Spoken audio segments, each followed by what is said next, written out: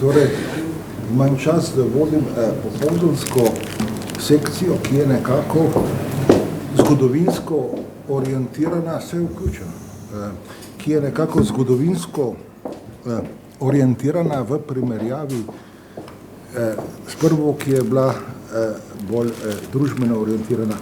S tem, da seveda to, koliko imamo interdisciplinarni simpozij, ne gre po neki čisti liniji, ampak bomo tu tudi zvedeli še nekatere stvari o filozofiji, pravu in tako naprej. Zdaj bi pa prosil dr. Manco Arzetič, da nastopi s prvim predavanjem, ki je namenjeno delu Ivana Urbančiča, kateremu seveda gre ta zasluga, da verjetno je bil tisti filozofski avtor, ki je problematiko nihilizma na Slovenskem uvedel in tudi razvil do zelo relevantnih opcij, bi lahko rekel. Prosim. Hvala. Moj prispevek danes v bistvu ima uvodni karakter v tej zgodovinski sekciji, razlog pa je v bistvu ta filozofski opus Ivana Urbančiča, ki se temeljito dotika naše zgodovinske ali tudi pozgodovinske situacije, ker v tem pogledu, vsaj kar se z filozofskega obzorja tiče, je nekako najdosledneje posegel v tematiko naše konference, torej smiselne dezorientacije in nihilističnega precepa danes. Na tem mestu bi poudarila, da predavanje nekako sovpada tudi s to okoliščino, da smo na Inštitutu Nove revije v okviru raziskovalnega projekta Hermeneutični problem razumevanja človekove eksistence in koeksistence v epohi nihilizma uspeli formirati pravzaprav spletni filozofski arhiv Ivana Urbančiča. Zdaj, arhiv je seveda trenutno še v izpopolnjevanju, ampak ima za cilj podati njegov obsežen opus, filozofski opus, ker so njegova dela in tudi sama misel nasploh v slovenskem prostoru pravzaprav zelo zamejeno predstavljena oziroma niso povsem dostopna javnosti. Če omenim, ali pa kot verjetno tudi sami veste, samo njegov prispevek k 57. številki Nove revije, torej članek Jugoslovanska nacionalistična kriza in Slovenci v perspektivi konca nacije, ki je pravzaprav eden med najbolj je bil in je najbolj izpostavljenimi objavami in zaradi katerega je pravzaprav Urbančiču grozil kazenski pregon, sploh ni vpisan recimo v repertoar knjižničnih publikacij, spravi Kobis, in če pustimo ob strani, da Urbančič ni bil deležen niti najmanjše primerne počastitve za svoj prispevek k osamosvojitvi Slovenije in demokratizacije slovenske družbe. Drugo pa je sama filozofska vrednost njegovih razmislekov, ki se ne omejuje samo na slovenski prostor, ampak ima svoje relevantno mesto v sodobni fenomenologiji in hermeneutiki, pa tudi politični filozofiji. Zdaj v sklopu te teme današnjega predavanja se bomo pravzaprav omejili na premislek o položaju Slovencev kot naroda in države. Pri tem velja poudariti, da je Urbančičevo osebno udeleženost v zgodovinskih procesih ne šele v obdobju osamosvajanja, marveč že desetletja nazaj, zaradi česar je pravzaprav Urbančič tudi padel v nekako nemilost socialistični oblasti. In tudi po osamosvojitvi, kjer se je Urbančiča pravzaprav večinoma ignoriralo, če ne že načrtno izločalo. V luči tega se je sedaj nekako formiral tale arhiv, ki bo, upajmo, da brez najrazličnejših preprek in težav ta manko sistematično nadoknadil in zamejil najrazličnejša okoriščanja z osebnostjo ali deli avtorja. No, za izhodišče mojega predavanja sem vzela oziroma je zadnja Urbančičeva knjiga Razmišljanje v predjorju filozofije iz leta 2014, ki je sledila obsežni monografiji z naslovom Zgodovina nihilizma iz leta 2011 in z dopolnilom knjižice O krizi iz leta 2012.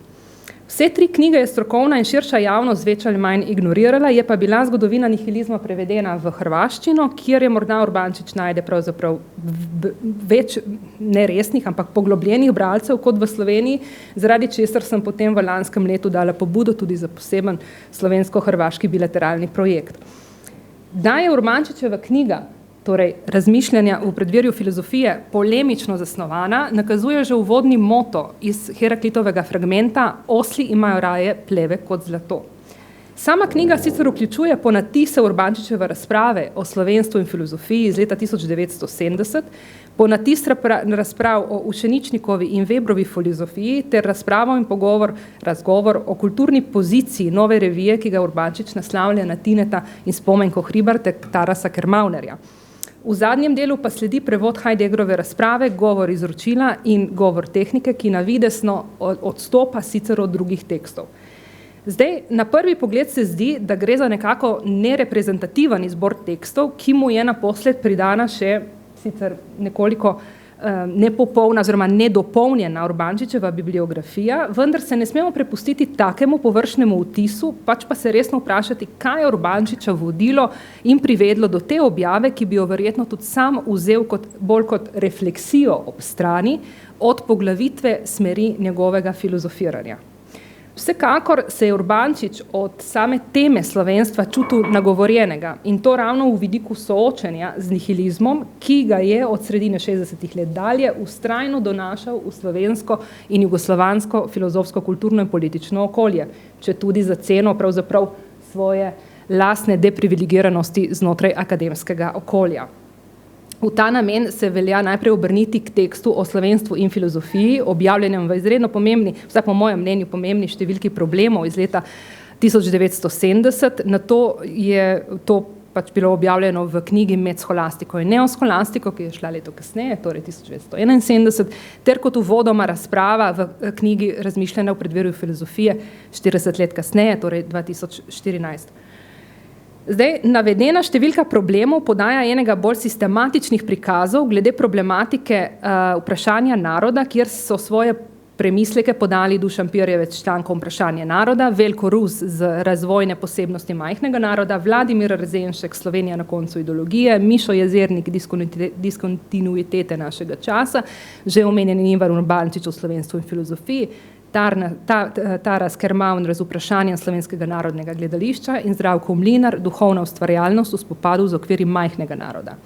Urbančič je na to svrh vseh teh prispevkov obravnaval in nadgradil v knjigi Uvod v vprašanje naroda iz leta 1981, torej 10 let kasneje. Seveda na tem mestu ni potrebno posebej poudarjati, da je dodobra seveda Urbančič poznal posebne okoliščine že iz slovenske zgodovine, ko se je slovenska narodna zavest v 18. stoletju začela intenzivneje prebujati in je dosegla svoj višek v prvih 20 desetletjih 20. stoletja, na podlagi česar Urbančič razpozna nit nihilističnega razpoloženja slovenstva v tem, da citiram, zahteva po dejanski politični, državni in teritorialni emancipaciji slovenskega naroda v dejansko samostojen subjekt, konec citata, ni bila pravzaprav konkretno in jasno zastavljena. Obrazložitev temu pravzaprav navaja, da niti politični program Zedinjene Slovenije od leta 1848 dalje, ki velja za najpomembnejšo osnovo politične konstitucije slovenskega naroda, niti opiranje na jugoslovanstvo ponovno znotraj Avstrije ob koncu 18. stoletja, kar Urbančič že signalizira kot paradoks slovenstva, niti priložnost političnega preobrata v prvi svetovni vojni, ki se je ob koncu preobrazila v ponovno podreditvijo kraljevini SHS, niso pripeljale do slovenstva do tveganja slovenske združitve in osamosvojitve, s čimer je želel predvsem opozoritvi na problemske točke v zgodovini slovenstva in ilustrirati premislek bistvene metafizičnosti slovenstva, ki ima po njegovem mnenju izvor v samem manku filozofskega premisleka o zgodovini slovenstva in ne v sami dejavnosti glede uresničitve te zahteve. Med drugim opozori, da izrazitejši recimo Slovenci, ki so se gibali v horizontu te evropske novoveške filozofije oziroma metafizike subjektivitete, večinoma niso bili takrat pravzaprav s svojim delom neposredno vključeni. Naprimer, Štelin je deloval v Padovi, Gmajner na Grajški univerzi, Karpe je živel pravzaprav vse svoje aktivno življenje zunaj ožje domovine, Mislej je bil zunaj slovenskega narodnega gibanja in je pravzaprav nanj opozoril po njegovi smrti Janko Pajk, ki je bil prav tako v svojem filozofskem ustvarjanju slovenstvu precej neznan in je večino razprav pisal tako ali tako v nemščini. Ključna teza pri Urbančiču glede slovenskega narodnega gibanja v 19. stoletju je, da je bilo torej jedro slovenskega narodnega gibanja v vsej svoji zgodovini brez svojega filozofa, prav tako brez posluha in potrebe za tisto filozofijo oziroma metafiziko, v kateri se, kot smo pač že omenili, njemu samemu odpira šele pot in prostor gibanja. In kot pravi sam, so ravno s to pomanjkljivostjo namreč v tesni zvezi politični programi in ideje, ki jih je slovensko narodno gibanje porajalo in ki tega gibanja niso mogle pripeljati k njegovemu cilju, torej dejanski vzpostavitvi slovenskega narodnega subjekta. V tem oziru se nihilistični precep kaže na eni strani v intenciji po narodni suverenosti, po drugi pa v nepripravljenosti tvegati dejavno zastavitev slovenskega nacionalnega programa. Z drugimi besedami bi lahko rekli, da smo bili Slovenci ravno zaradi te nenehne orientiranosti glede golega obstajanja v primežu dezorientacije smisla lastnega obstoja. Podrazumevanje seveda orientiranosti in dezorientiranosti glede vzpostavljanja naroda kot subjekta niso tukaj mišljene historične okoliščine, če tudi te niso tako izključene iz horizonta razumevanja, ampak je tu okarakteriziran eksistencialni način tu biti, ki lahko edini izpričuje sam smisel obstoja naroda. Urbančič je odgovore na to vrstna vprašanja iskal znotraj bistvenih struktur, oziroma kot bomo videli v nadaljevanju, v etnični strukturi in ugotovil, da razlog za samo onemogočanje samostojnosti, subjektnosti naroda ni bilo nenehno nanašanje na nekaj transsubjektnega, marveč, kot pravi Urbančič, to ustrajanje v zamegljeni nerazvidnosti svojega bistva.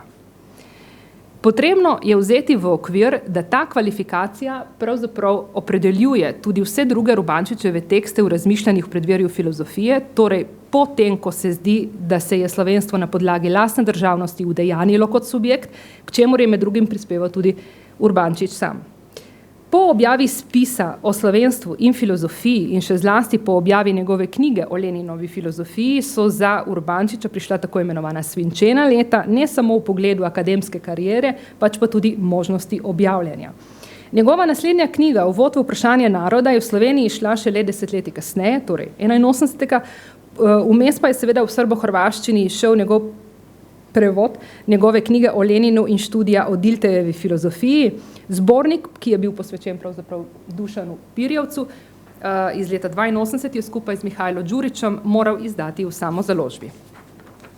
Urbančič pa v tem presledku desetletja seveda nikakor ni ne teoretsko, ne praktično popustil in je pravzaprav temo slovenstva oziroma vprašanje naroda poleg seveda imanentno drugih filozofskih zapisov vztrajno razvijal. Knjiga o vprašanju naroda iz 82. leta je plod teh razvijanj, ki jih je, kolikor je seveda mogel, posredoval tudi v najrazličnejših jugoslovanskih revijah, od Praksisa, Filozofske študije, Kulturni radnik in druge. In znanstvenih poročilih na tedanjem inštitutu za sociologijo v Ljubljani, kamor je bil seveda, lahko temu rečemo, varnostno odstranjen in na katerem je pravzaprav takrat v tistem času uspel zaposliti tudi Slavoja Žižka. Med drugim so zelo zanimive tudi to, da je z njim precej polemiziral. Zdaj, polemike sodobniki tvorijo posebno rubriko seveda Urbančičevega opusa in tudi arhiva. Sama sem eno polemiko z Borisom Pahorjem glede arhetipstva slovenstva obravnavala znotraj tematike o vprašanju zgodovinske umeščenosti človeške eksistence v reviji Anales. Danes pa bomo, oziroma si bomo potem pogledali eno izmed njih z Jožetom Pučnikom, ki bo predstavljena v nadaljevanju. Urbančičeva torej zastavitev o vprašanju naroda temelji na zastavitvi vprašanja, s čimer se izognemo temu, kar opozori že Pirjevec v 60. letih, da bi od poveličevanja in zaničevanja nekega naroda prišli do argumentacije za nacionalizem, saj je smisel orientiran na razgrnitev eksistencialne strukture, ki se pri Urbančiču razvija v vprašanje o etnični strukturi. Eno od vprašanj, ki se v okviru te zastavitve take strukture razgrinja, je, kaj je tisto, kar skušamo poimenovati kot etnično. Zdaj, v sklopu tega vseh dimenzij tukaj ne moremo razpreti, bi pa na tem mestu samo omenila, da je Urbančič, tako kot Pirjevec, vzpostavil razmislek o položaju Slovencev v epohi konca naroda. In prav ta izpostavitev epohalnega razsežja konca naroda, ki je nasledek preoblikovanja človeška v globalno produkcijsko družbo, na tem mestu odpre možnost prehoda k tistemu, kar Urbančič imenuje etnična struktura, s čimer ne misli seveda nič etnološkega, marveč etnos v izmirnem smislu ljudstva, ki predhodi narodu in odpira neke nove človeške zmožnosti same domovinskosti. Vsekakor se glede na Urbančičev zapis o slovenstvu in filozofiji pri tem poraja vprašanje, ali se Urbančiču ne pripeti podoben spodrsljaj kot slovenskemu narodnemu gibanju v 18. stoletju, ki mu očita, da se ni bilo sposobno vzpostaviti kot suveren subjekt, kot nacija ali država. In ali je etnična struktura zadovoljivo samo poimenovanje in samozavedanje ali pa to vrstno umikanje lastne narodne zadeve. Upoštevati velja, da je beseda ljudstvo vsebovano tudi v besedi demokracija, ki bo po izidu Urbančičeve knjige o vprašanju naroda postala ključna, poleg seveda državne osamosvojitve. Odgovor seveda na to bi terjal tudi podrobnejšo analizo Urbančičevih besedil iz obdobja 80. let, v katerih se je seveda bolj kot vprašanju naroda po svetu odgovoril na vprašanje jugoslovanske nacionalne krize, kakor se tudi glasi njegov prispevek iz 57. številke Nove revije, o kateri zaradi tu časovne omejenosti ne bomo sedaj odpirali, je bil pa na to temo zdaj v zadnji Fejnomeni objavljen članek mojega doktoranta Luke Horvata. Omenimo tukaj le, da na samo spremembo orientacije kaže zaključek pravzaprav tega Urbančičevega teksta, kjer je vzpostavljena zahteva po premeni načina mišljenja in gledanja pravzaprav na slovensko nacijo, kolikor se želimo Slovenci obdržati in razvijati kot narod. Poseben in v mnogočem določilen vidik ponujajo pravzaprav Urbančičevi članki in knjižne izdaje po osamosvojitvi. Izjemno ostro kritiko po osamosvojitvenega stanja in procesov v njej, pa tudi svetovnega stanja, podaja ob krajšem dialogu s svojim zagrebškim filozofskim mentorjem in tudi prijateljem Vanjo Sutličem v delu Nevarnost biti krokije o duhu evropskosti iz leta 2004, ki pravi takole. Se je po zlomu Jugoslavije in njenega totalitarnega partijskega režima in sploh sesutjem svetovnega realnega komunizma z državno osamosvojitvijo narodov Jugoslavije, z uvedbo parlamentarne demokracije in tržnega gospodarstva, z našo pridružitvijo Evropski zvezi in sploh vsemi mnogoterimi drugimi spremembami morda spremenilo tisto bistveno dogajanje epohe konca zgodovine biti, o katerem govori Sutlič, o katerem govori pričujoče besedilo Kroki o duhu evropskosti, o katerem govori Heidegger. Niti malo se ni spremenilo. Nasprotno. Celo stanje duha družbe človeštva v najvišji nevarnosti trajajočega dovrševanja in komplementiranja epohe konca se je občutno zaostrilo in še bolj zastrlo. Bistveno mišljenje zgodovine biti je še bolj potlačeno, zastrto in zatrto. Njegovi možni nosilci so odrinjeni v popolno osamo. Sutličovo besedo rečeno samotniki mišljenja rešilnega resnice biti. Svet dela, svet vsezajemajoče, informatično-kibernetizirane prakse znanosti po nizkritem bistvu, ukazu, nje same, samozastirajočem izzivu, pospešeno drvi svoji grozeči pogubi naproti. Medtem pa se Evropa ukvarja z laganim čistunstvom človekovih pravic, že skoraj z grožnjo obtožbe za mišljenjski delikt, drugače mislečega od nihčeta njene vladajoče javnosti. Da niti ne omenim nenehne priganjaške zahteve, da moramo postati družba znanja. Zato naj šole takoj postanejo učinkovite fabrike predelovanja mladih duš v čim bolj razpoložljive sužnje prakse znanosti brez vsakih drugih duhovnih potreb. Dalje do norosti stopnjevani, vse množične medije preplavajoči, vse pore življenja, do odvratnosti in pobebljavosti prodirajoči ekonomizem ter njemu služeči družbeni sistem in vsa tako imenovana politika kot njegova družba. To je poplava, vesoljni potop vsega bitnega. Zdaj, Urbančičeva kritika se bo verjetno zdela marsikomu preostra ali pa celo, da vseka nekako mimo in zapada v neko resignacijo in depresijo, ampak vendar se je širši kontekst, v katerem je bila podana, neposredno je bil potem razvit v razgovoru z Jožetom Pučnikom v Urbančičevi knjigi o zgodovini nihilizma. Urbančič se je s Pučnikom pravzaprav nadaljeval oziroma prijateljeval od svoje mladosti naprej in vse do svojega poslovilnega govora na Pučnikovem pogrebu, kateri je v obdobju po osamosvojitvi ni bil nič manj kritično razpoložen do zatečene stvarnosti, kot je bil Urbančič. Se pravi, ta omenjeni razgovor, ki ga je Urbančič rekonstruiral, tako kot je to že storil v primeru Dušana Pirjevca, ni pomemben le zato, da si jasneje nekako predočimo kontekst Urbančičeve obravnave slovenstva v knjigi Razmišljanja o predverju filozofije, pač pa še bolj v kontekstu tematike naše konference, ki zadeva problem smiselne dezorientacije in nihilističnega precepa. Jože Pučnik je namreč v svoji pomembni predosamosvojitveni knjigi Kultura, družba in tehnologija iz leta 1988 kot vodilno poimenovanje namreč uvedel prav smiselno orientacijo oziroma, kot jo sam poimenuje, argumentacijo, kar Urbančič v razgovoru posebej izpostavi. Hkrati pa jo sooči z epohalno izkušnjo nihilizma, ki jo razvija skozi celotno knjigo Zgodovina nihilizma in že v svojih prejšnjih delih. Pogovor med Pučnikom in Urbančičem zato izrazito izpostavlja prav ta dva segmenta. Smiselno orientacijo v primeru Pučnika in nihilistični precep v primeru Urbančiča. Se pravi, v okviru možnosti prikaza sem pripravila pravzaprav izseke, ki iz sicer izjemno zanimivega daljšega razgovora med Urbančičem in Pučnikom, ki ga bom na tem mestu podala samo skozi prezentacijo, torej z razgovora v zgodovini nihilizma.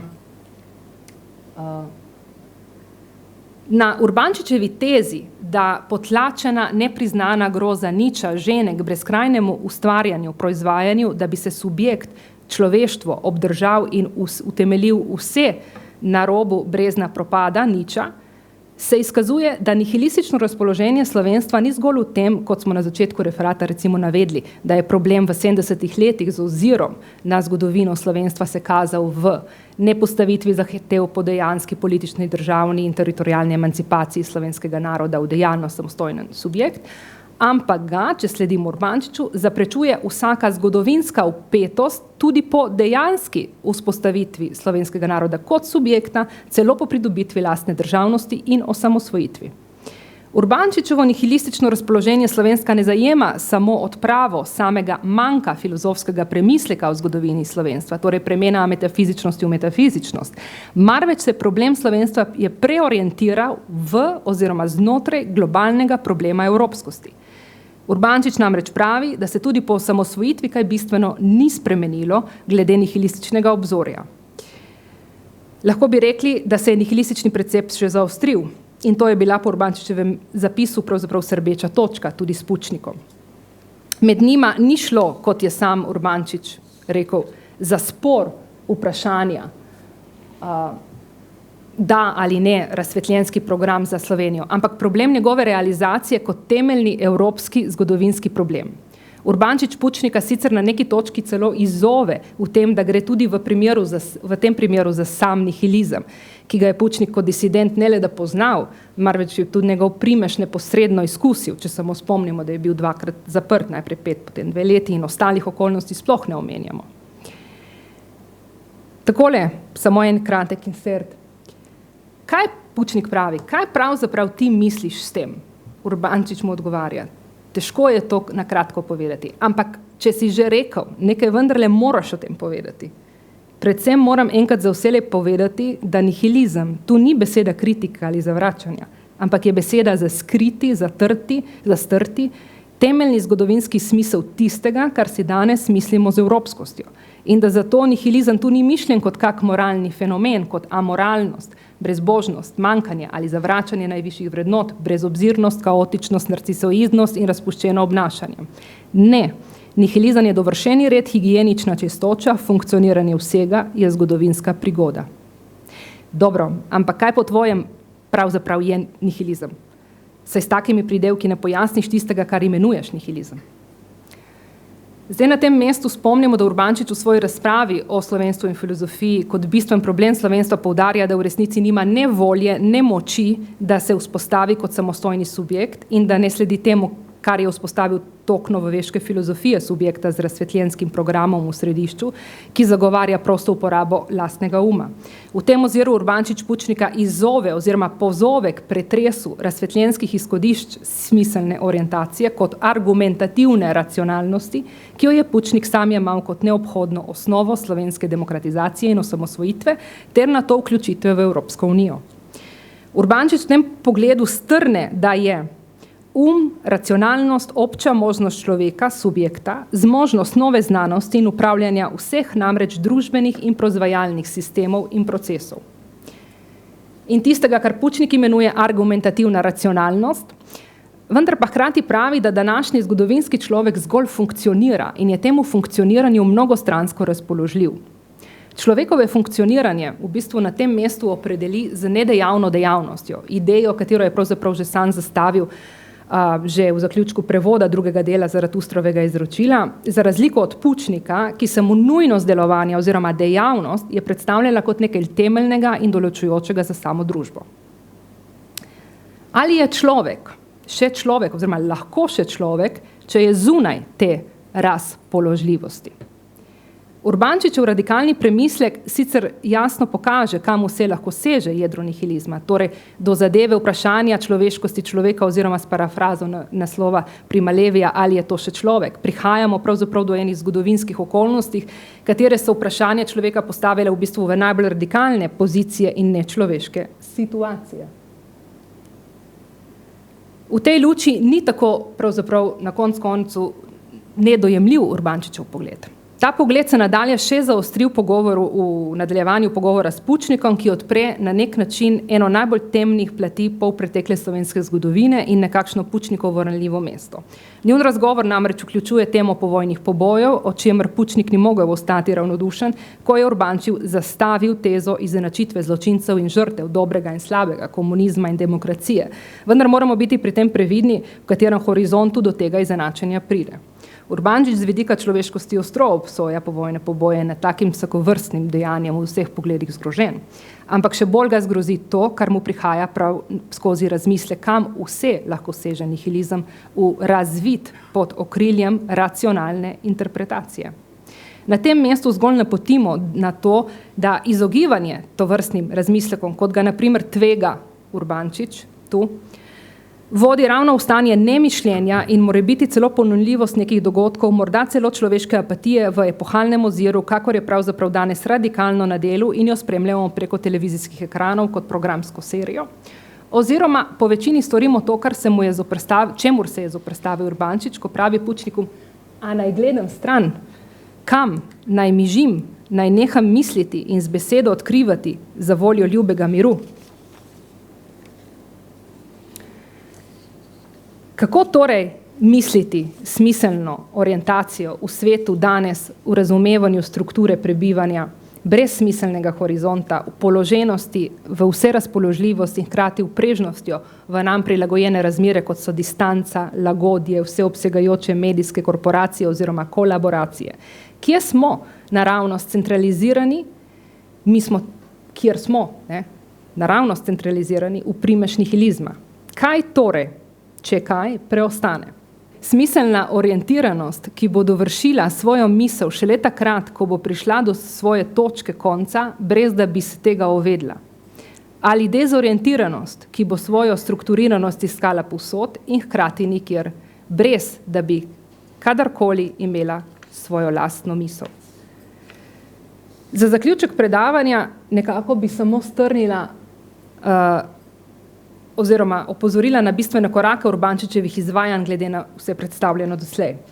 Torej, najprej ugotavlja neko nerealizirano subjektiviteto slovenstva v slovenskem narodnem gibanju v 19. stoletju, katerega nasledek je bilo tudi stanje v 20. stoletju. Kmalu zatem, tako kot Dušan Pirjevec, izpostavi razmislek o položaju Slovencev v epohi konca naroda. To samo po sebi seveda sprožil in postavi vprašanje, kaj pomeni za Slovence, kot nerealizirano subjektiviteto, tako, ki ni dosledno izvršila prehod iz naroda v nacijo, narod z državo. Tretjič, v 80. letih postane poglavitna Urbančičeva preokupacija slovenska državnost, tako kot pri Tinetu Hribarju in drugih novorevijaših, oblikovanje slovenske državnosti pa poteka paralelno s tranzicijo v sistem liberalne demokracije. In četrtič, po osamosvojitvi zavzame Urbančič pozicijo, da se za osamosvojitvijo nič bistvenega ni spremenilo nihilističnega obzorja, marveč se to samo še krepi, kar izpričuje pogovor s Pučnikom, v katerem Urbančič na njegovo ogorčenje celo izenačuje s komunizmom in demokracijo. Kdo bi sklenil, da je zapadel pravzaprav v nek pesimizem in smiselno dezorientacijo, kar mu v pogovoru se zdi očita tudi Pučnik. Toda, kaj če je Urbančič precej jasno videl temno plat nihilizma, ki to smiselno dezorientacijo poganja in to že na samem začetku svoje miselne poti, ne šele na njenem koncu. V tem pogledu lahko Urbančiča štejemo ne le za filozofa, ki ni reflektiral slovensko zgodovino in družbeno situacijo, marveč jo je tudi anticipiral. Katera smiselna orientacija je položena vanjo, ni lahko odgovoriti, saj jo obvladuje razpoloženje, katerega po Urbančiču nismo v stanju obvladati in prevladati. Hvala.